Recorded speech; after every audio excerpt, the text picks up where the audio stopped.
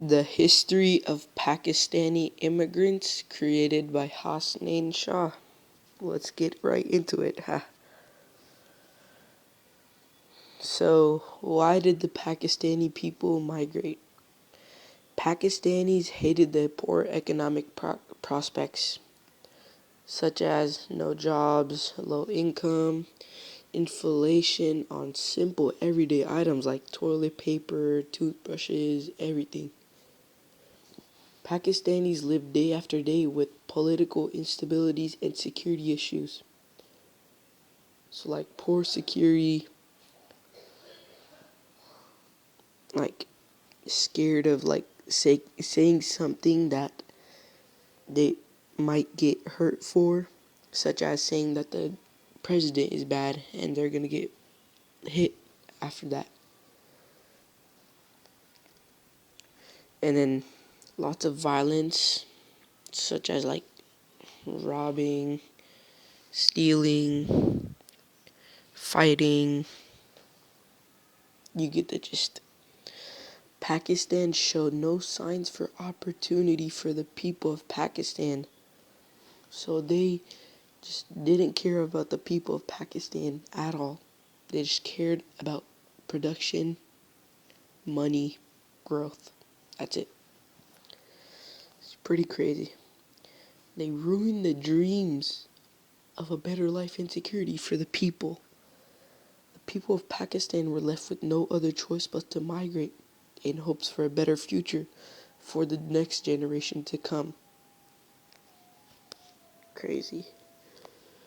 Alright, which decade saw the largest increase in Pakistani migration and why? So in 1970s, the largest overall increase in Pakistani migration happened. This was mainly due to two factors. The two factors are the Middle East oil boom from 1973 in the Gulf countries such as Saudi Arabia, UAE, Qatar, Kuwait. They launched a massive development of projects and needed like foreign labor, like cheap labor. So they told Pakistan, hey, send some guys over, we need some help. That's what they did in in trade of like money or like oil. Next one is economic pressures in Pakistan. The high unemployment, limited industrial growth, and political instabilities in the 1970s. The people of Pakistan, they just needed a job, they needed an income. So they were left with no other choice but to agree with what the government says. This encouraged many Pakistanis to see work abroad. See? Making labor migration a major development strategy supported by the government policies that made working overseas easier. So working overseas was easier due to the government. Without the government, they would have a single job, a single income. They would be broke without the government's help. What challenges have Pakistani immigrants faced? They faced economic and employment barriers such as like not being able to get a job or not being able to get income. Language and education barriers, they couldn't get education or like their English was bad. Racism and Islamophobia, when they migrated, people were blaming them for 9/11 and stuff. Cultural adjustment, they're balancing their culture with the American or like the United Kingdom cultures and the rules because they're migrating, like they don't know what's going on in the other parts of the world. Immigration and legal barriers, they came illegally, some came legally, so that was a problem. Housing and community integration, houses were like overfilled with their families, like 10 kids in just one house. 2-bedroom apartment, overcrowded. How have factors like war, labor demand, or globalization shaped these movements? Let's start with war. War and political instability, regional conflicts such as like the Soviet-Afghan War in the 1980s. This really put a toll on the Pakistanis because they were they were sent to fight for their Muslim brothers and sisters. Labor demand abroad.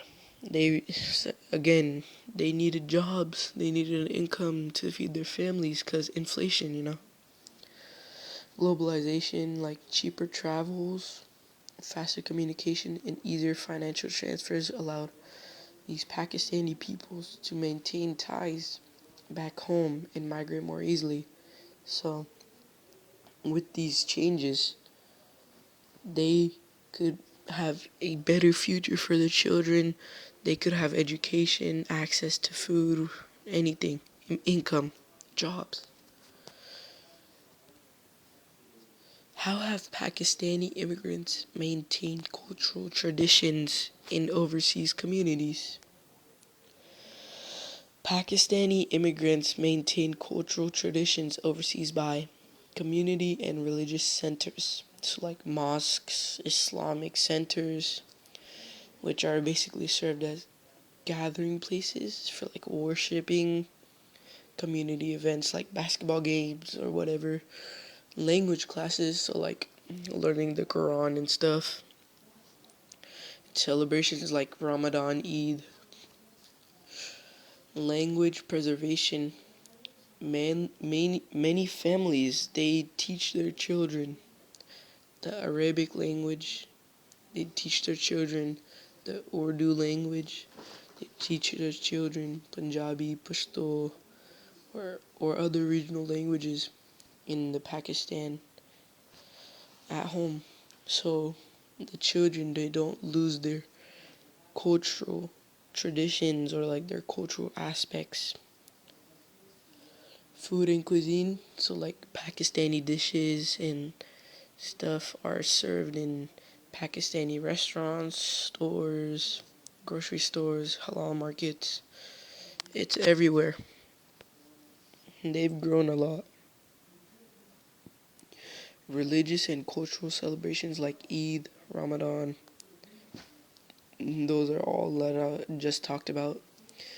They're mainly celebrated religiously, and they're it's a really serious thing in Pakistani culture, which is religion. Alright, the previous slide continued. So, like, another aspect is traditional clothing, wearing shalwar kameez. Say it with me, shalwar, not war, war, kameez. This is basically clothing, but like the genital area, it's more covered, like it's extended to be covered. And Curtis, I don't know what that is. Hijabs is mainly for the women to cover their hair, cover their arms, cover their whole body.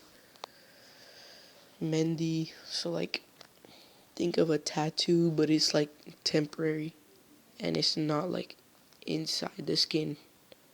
So like it's just like a paste that you like rub around your skin, leave it there, wash it off, and it's like there temporarily.